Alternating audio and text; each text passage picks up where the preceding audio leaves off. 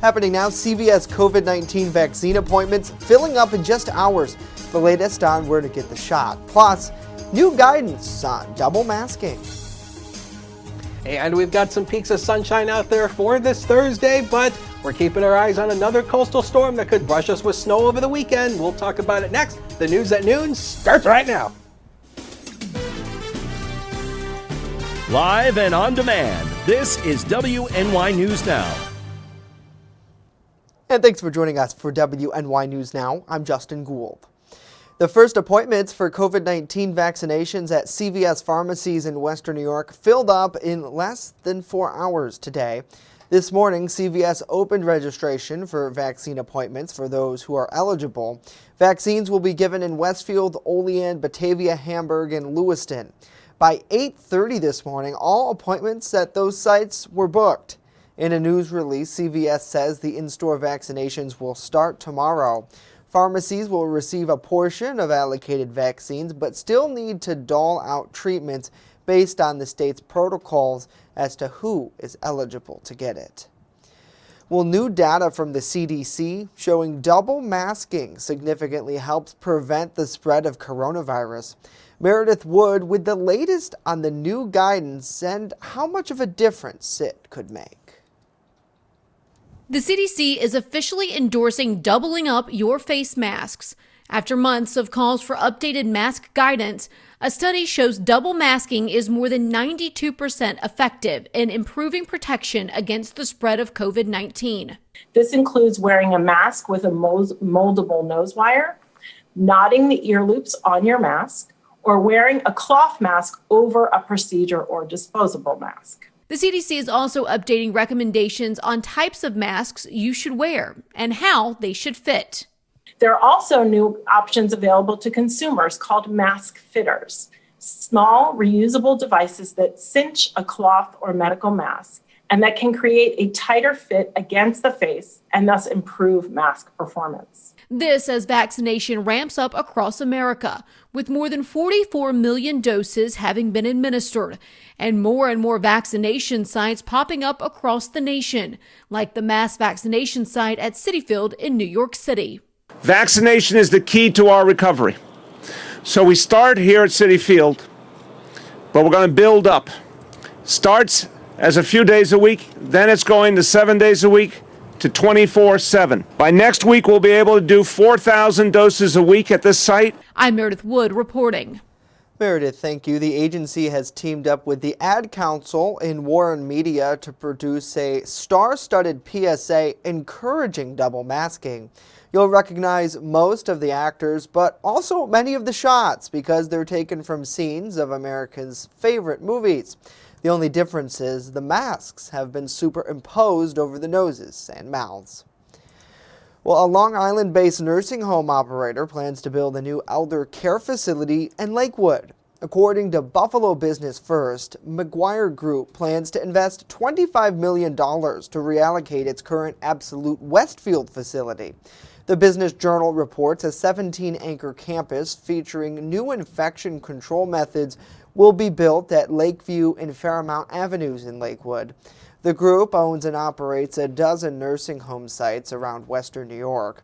The new Absolute Lakewood site will be the first new nursing home to be built in the region since 2011. Well, a flower shop in Lakewood is aiming to show their personal touch this Valentine's Day and all season long. Kimberly Carlson, owner of Peapod in Juniper, says she seeks to have her hand in every arrangement coming from her shop.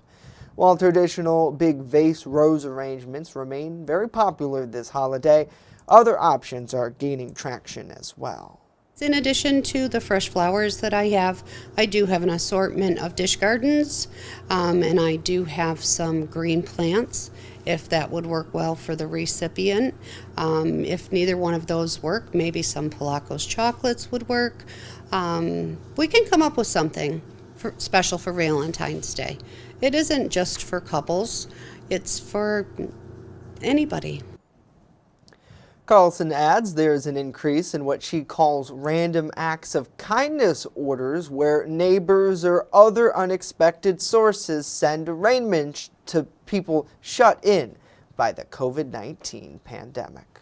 Certainly great to see, another reason why our community is so special. We appreciate you joining us for WNY News Now as we get a check of some local news headlines from around the area and the state as well this afternoon. Great to see Megan, good to see Keith, good to see David, Pam, Phyllis, Wallace, Joseph, and Barbara as well. Hopefully you're all having a good day. We appreciate you tuning in. Let us know what you think about these stories and more in the comments down below.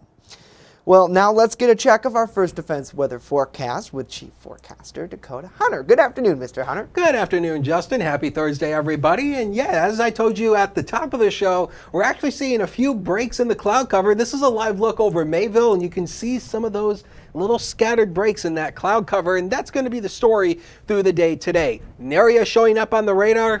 Okay, I lied. There is some light lake effect snow showers coming off Lake Ontario, but that's not impacting us. That's way up near the Lake Ontario shoreline, and it will stay there. So that's the good news. 6 inches on the ground right now at the airport. We're at 7.7 inches for the month. Hey, we're a ½ inch above normal for the month.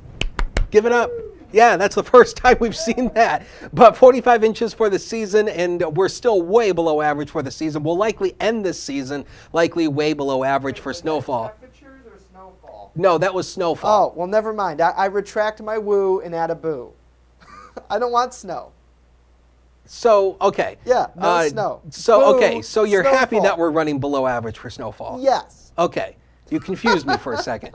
I was confused. I thought you were talking about the temperatures. No, this is the temperatures. It was 28 degrees yesterday. We started the day at 13. The records are 70 and 28 below zero. Of course, 1979, we had that big Arctic outbreak. 18 to 24 through the afternoon today, mostly cloudy and cold. Maybe a renegade snow flurry, but yeah, it should remain dry with a light wind. Now we are keeping our eyes on that storm system for the weekend. We'll time out what we know with that 42 degrees and sunny 7-day forecast later in the show. Justin? All right, Dakota. We'll look forward to that. I'll try not to interrupt that Oh, time. go ahead. So, shaking things up. Thank you.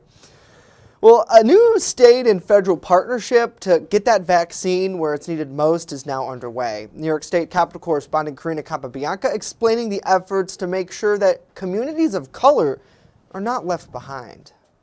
COVID created low tide. It exposed fundamental issues that were lurking beneath the surface. The governor says among those issues are structural racism and discrimination, noting Black and Hispanic Americans have died from COVID-19 at higher rates than white people. Today, he announced a new partnership with the federal government to open mass vaccination sites to target communities of color. The first two will be located in Brooklyn and Queens and are expected to open February 24th. They'll be able to do 3,000 vaccinations daily. Those shots will be an additional allocation to what the state currently receives. The governor says sites in upstate New York are also in the works. We want to identify with specificity the NYCHA community rooms, the churches, the mosques, synagogues, and other places our people go, so we don't have to get in a car or find a Walgreens that's not in our community. Meanwhile, there's legislation sponsored by Senator Tim Kennedy to require the state to provide public updates to the draft New York State COVID-19 Vaccination Administration Program. The bill calls for the Department of Health to put forward a written plan on their website by March 1st that will ensure transparency and equitable distribution of the plan, and ultimately a rollout where people are informed and updated on how this distribution is happening across New York State. The proposal, which has bipartisan support, has passed through the Senate Health Committee in Albany. Karina Capabianca. Karina, thank you. Well, after finally receiving state health department statistics on nursing home deaths in New York, the Empire Center for Public Policy says they're disappointed that the data is incomplete.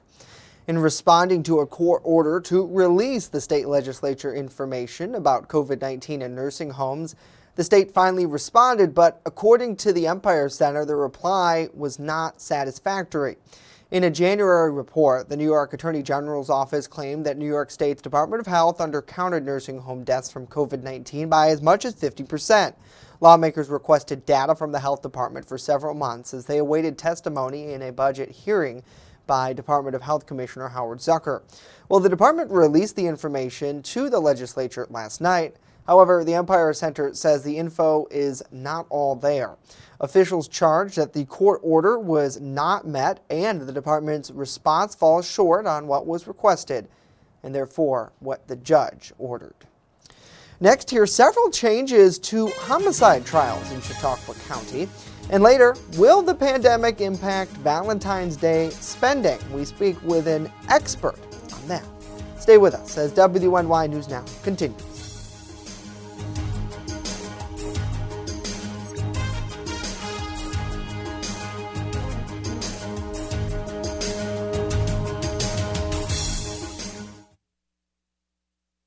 With coverage that matters, this is WNY News Now.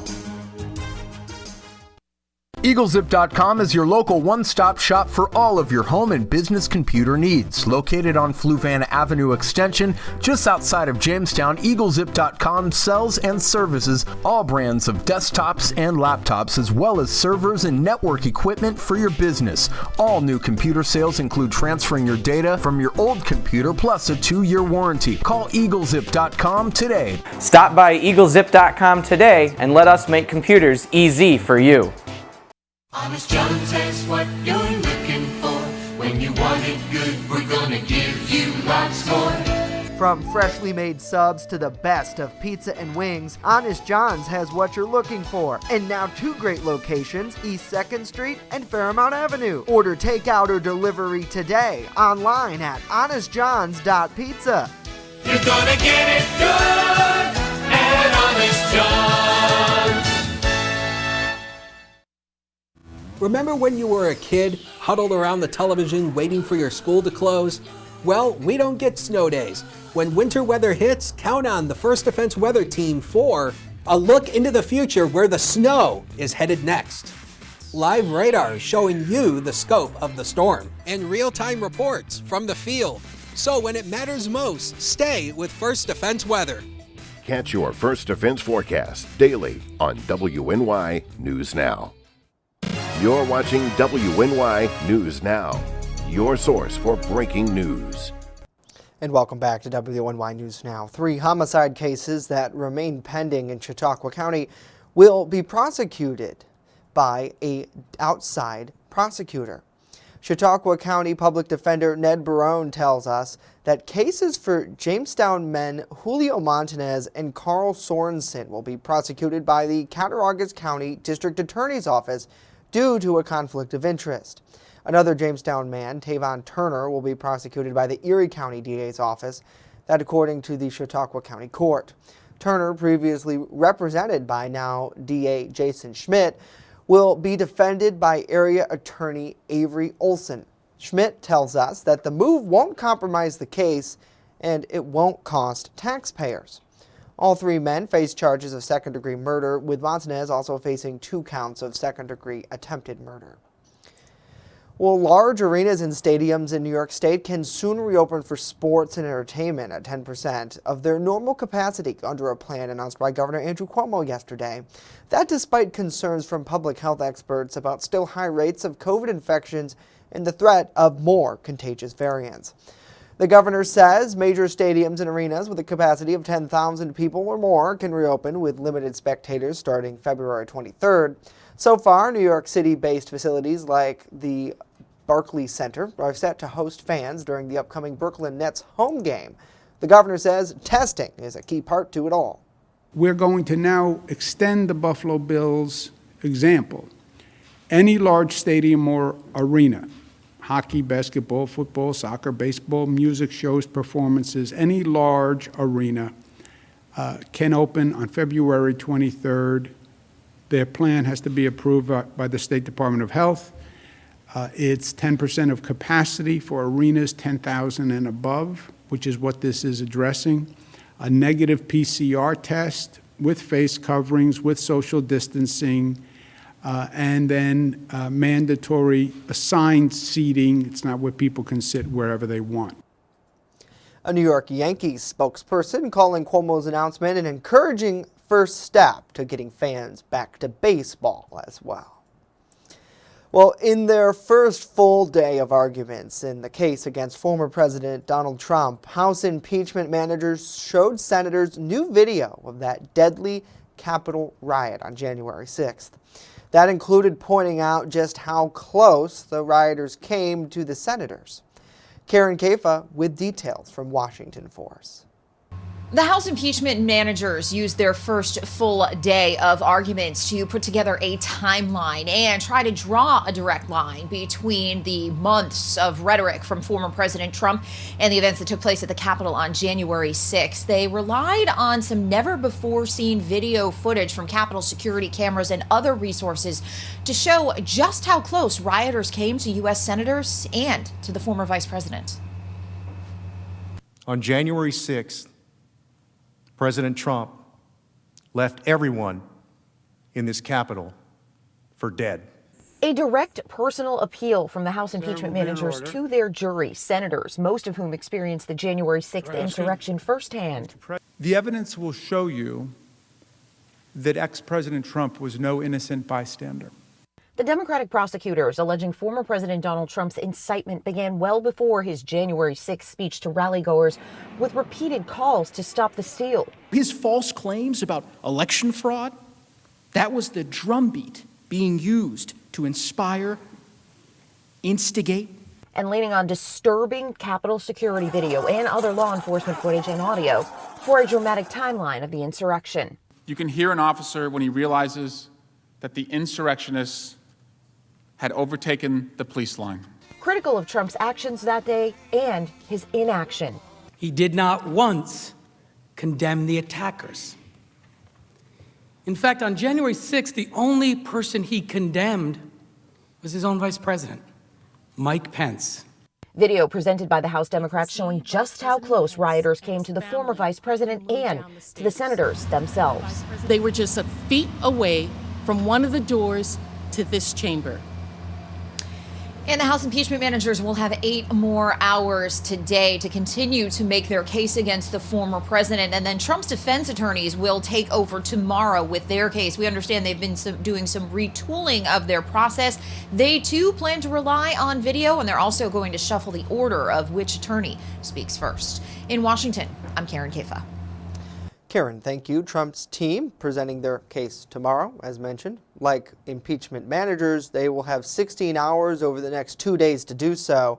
Then 4 hours are allowed for senators to ask their questions. It's still not known if witnesses will be called in the trial. Well, Tom Brady threw 3 touchdowns during the Super Bowl on Sunday, but his pass on Wednesday might have been a little more impressive. Brady tossed the Lombardi Trophy across the Hillsborough River to teammates on another boat. The Buccaneers were taking part in the team's celebratory boat parade. Fans lined the riverwalk to get a glimpse of the players and their friends as they cruised. The Buccaneers beat the Kansas City Chiefs on Sunday 31-9 in the Super Bowl. Certainly looked like Brady had a little fun there yesterday. Let us know what you think about this story and more in the comments down below. It's all good fun, Dakota, until somebody throws the trophy into the river. It's a good thing it didn't fall into the water Right. or it didn't hit anybody. But I mean, Brady, we talked about this a little bit this morning. Yeah. Because it's not every day you win 7 Super Bowls, so let him have his fun. Yeah, and it looks like he got a little tipsy too yesterday. Oh yeah, I saw that on Twitter. I mean, he was stumbling back. He had somebody helping him from the party. But hey, you know what? He had a good time. He's an adult. He's over 40. Yeah. Let him have his fun. Yeah, certainly. At least he didn't get behind a wheel and drive Right. and try to kill somebody or Right. whatever. Oh, yeah. He was, he was having fun. Right, So, exactly. And I think most people, if you won the Super Bowl, I'd be very happy and enjoying myself nevertheless. Oh, yeah. That'd be the understatement of the day. Good to see David. Good to see Ron, Lisa, Kathleen, Drew, Amanda, and Cindy as well. Let us know what you guys think about these stories and more in the comments below. Simply say hi. We'd love to see you. Send the waving emoji. Or if you're crazed. Yeah, We'd love to hear from you. Yeah, just let us know, Just be nice to people. That's all we ask. Be nice to one another. You can hate Dakota and I, that's fine, but yeah, you can badmouth me all you want. I don't have any feelings left to hurt, so you can't hurt me. Nobody could hate Dakota. I don't think. I mean, they might not like your weather, You but better, why would they hate you? Justin, you better see some of the messages I get sometimes Yeah, when we pretty do, nasty. when we blow a forecast or, you know, God we have forbid to you do weather interrupt coverage their or whatever. programming. Yeah. Woo, Oh, nasty. boy. But anyway, speaking of nasty, let's take a look at snow comparisons here. And I wanted to mention this because I think this is kind of a cool little sciencey segment here. So on the left-hand side of the screen right here, what you're looking at is heavier snow. On the left-hand side, there's a higher moisture content in the snow. So that's great for making snowmen. But over on the right-hand side, we have drier snow. The moisture content is less, so therefore it's that powdery snow. That's kind of like what we had over the past couple of days, that powdery type of snow, and that's the kind of snow that's great for the skiers and snowboarders. But if you want the snowmen, you really want that heavy, wet snow because that really makes the ball for the snowballs and to make snowmen. So that's what you're really looking for. But if you're a skier, you want that dry stuff. And this is something that's amazing. Lake Erie has just iced up here over the past several weeks. This is a image from Tuesday the 4th. So this was at the beginning of the month. Lake Erie's ice coverage was only 13%. Look at all the open water. Now, fast forward, this is Tuesday. This was the best image we got throughout the week. Look at all the ice. You know, a lot of what you see here is clouds, but this is the ice cover, and now it's almost 80% frozen, 76.7% frozen. We're believing that if the Arctic air continues, which it will, the lake may actually freeze over by the end of the month. And you know what that means when the lake freezes? Lake effect snow is done for the season. 24 is a noon hour, north wind of 5, and we do have a light wind chill index at 18 degrees. And across the region right now, 21 in Mayville, 23 Fredonia. Good afternoon to you. 20 in Clymer, 21 Randolph, 21 Warren, and 22 in Tidiute. These are actually past our forecast highs. We were actually forecasting lower 20s, so some spots may actually go into the upper 20s today. So hey, there's some bonus for you. Satellite radar composite. Yeah, we have the cloud cover kind of socked in today. High pressure is kind of built in across Ohio. That's keeping this winter storm at bay. That's down here. And man, this is a mess down here across the deep south. A massive, I think it was 80-car pileup just occurred near Dallas, Fort Worth, I think this morning. Lots of icing problems with a winter storm down there, and ice storm warnings and winter storm warnings continue down there. That storm is going to miss us, but we're keeping our eyes on another storm system that's going to be another East Coast runner. And this is the case, you know, with the pattern we have, these storms are likely going to go across the East Coast. So here's what we're thinking here for Valentine's Day weekend. It's going to be a fast-moving coastal storm. We are going to get wrapped up around the flow, around the low, because low pressure spins counterclockwise. So we're likely looking at about 1 to 3 inches Saturday night through early Sunday, maybe upwards of 2 to 5 inches in some spots. So it's not going to be a big deal, but there will be some snow nevertheless. And in terms of the winter weather impacts, I think the biggest problem here is probably going to be the wind chill. It's going to be very cold, and the winds are going to come up as well. So there's going to be a biting wind chill index for Valentine's Day. So your love goes cold, so hang on to your lover. These are computer data. We're probably going to go past this today, so I wouldn't be a bit surprised if some spots actually go into the upper 20s today with cold, but it's going to be cold with a sun and cloud mix. Now, how about the future? I've got it. Next 7 days coming up, brought to you by 42 degrees and sunny, 23 tomorrow. Just a chance for a scattered flurry. Pesky snow showers from that storm system 22 on Saturday. Valentine's Day 24 should be mainly dry through the day, but it will likely be windy, so watch out for that wind chill index. 19 on Monday. Another storm system riding up the East Coast again Tuesday and Wednesday. We have to keep our eyes on that. There could be some wintry precipitation Tuesday before it turns over to snow showers on Wednesday. We'll take a break and be right back.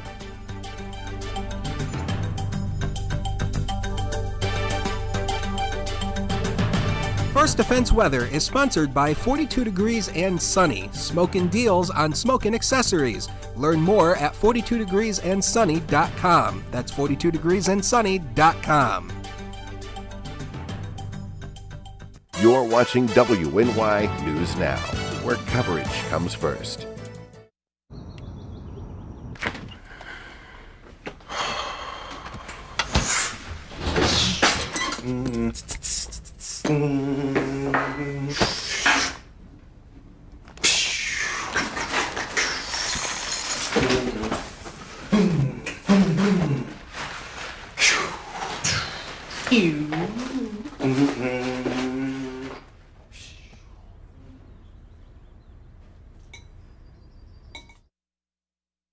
There's an old saying, there's no news in the newsroom. Well, It's true. The time I spend at the anchor desk is just part of my day. Most of our time is spent gathering stories in the community, stories that matter to you. We can't do it alone, and we need your help. When you see breaking news or have a news tip we should know about, drop us a line on Facebook today, email our news desk, or call our newsroom at 488-7226 so we can bring those stories straight back to you. You're watching WNY News Now, your source for breaking news. Well, Valentine's Day is this weekend, and according to the National Retail Federation, spending is expected to be down more than $5 billion compared to last year. A separate survey finding couples are dialing back on their gifts. In today's Consumer Watch, a closer look at the numbers and some spending tips if you're on a budget this year. Valentine's Day 2021 isn't canceled, but the pandemic is impacting how people celebrate this year. A lot of people actually are choosing to dial it back a little bit in order to ramp up their savings after all the financial chaos that 2020 caused. A Lending Tree survey found nearly 40% of Americans plan to skip celebrating to save money, and 10% of that group has not skipped before. 59% of surveyed women say they wouldn't care compared to 41% of men. One financial expert says this is a great time to reset expectations and communicate if you plan to scale back. So if you usually set a budget of $100 to spend on each other on Valentine's Day, and you need to dial it back to $50 or $25, it's okay. Just talk about it. Most surveyed women who did plan to give gifts said they plan to spend about $94. Meanwhile, most surveyed men said they plan to spend $181. A lot of people are choosing to go all in order to kind of make up for how crummy 2020 was and how many things they had to miss out on. Here's a tip to lower your spending. Create instead of buy. Make a special homemade dinner, write a poem, or paint something. And another way to save, give your significant other a break. It may not be the sexiest gift you'll ever give, but giving your partner a break from doing the yard work or some sort of household chore. For Consumer Watch, I'm Mary Maloney. All right, Mary, thank you. Well, let us know what you think about that and more in the comments down below. Good to see Nancy, Kelly, Jessica, Dave, and Brittany as well. Let us know, what you guys going to be spending a lot this Valentine's Day? I'm lucky, Dakota, that I get a get out of jail free card when it comes to Valentine's Day. My girlfriend is not a believer in big consumer holidays, which I agree. You know what? Every day could be Valentine's Day to whoever you have in your life, to let them know that you love them, that you're thinking about them. And I think, as we mentioned earlier in the show from our friends at Peapod and Juniper there in Lakewood, you don't just have to think about, okay, Valentine's Day, it's my husband, it's my wife, it's my boyfriend, my girlfriend, whatever. It could be sending a nice gift to mom or to your grandparents or to that neighbor across the street who maybe you haven't seen in a while. Mm-hmm. Well, I don't know if Falconer did this, but I remember, I think even Southwestern did it when I went to Southwestern years and years and years ago during the Stone Age. But, you know, on Valentine's Day, we used to, like, you know, make like heart-shaped cards and we used to pass them out to the class. And we had to find somebody in the class to be our Valentine. I don't know if schools do that anymore. Maybe. They probably don't. Probably not. I don't know with COVID this year if they're going to. Well, even before COVID, I don't know if they still do that. I would imagine. I remember you used to, or at least I used to. This is, I mean, a little kid. What are you going to do? But I would give my kids, say, my friends, say, all the favorite people I liked, the nice Valentine's cards from like the big Walmart packs that you could get, like they'd be little baby Yodas or whatever they are. Baby and then Yoda the people I didn't like, I'd give it to others. Yeah, Baby Yoda wasn't a thing back then, was it?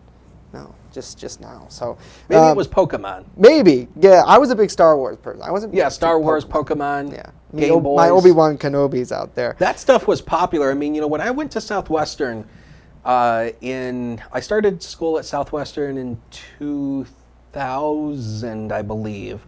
And, Game Boys were still highly popular. Yeah. So, I remember there used to be a whole stuff, like, a whole crap Right. load of stuff dedicated to Your Game Boys and Pokemons Pokemon and oh, yeah. Star Wars and whatnot. So, Yeah, you gotta love it. Linda, real quick, I want to recognize her comment. She's so nice. Thank you for tuning in. She says, great job. Dakota, you're the best, no matter what the weather. I second that, Linda. Dakota does a great job with his forecasts. And you know what? You can't control what happens out there. That's for sure. If you could make it 72 degrees and sunny every day, you see, I could put 75 and sunny on the 7-day forecast every day, but then again, I'd be lying to you. Right, and we don't want that. We just, sometimes the truth hurts. It's all right. We're in this together. Well, that's it for us today. We'll leave you with this live shot over downtown Jamestown. News 24/7 at WNYNewsNow.com. Have a great day. See you tomorrow.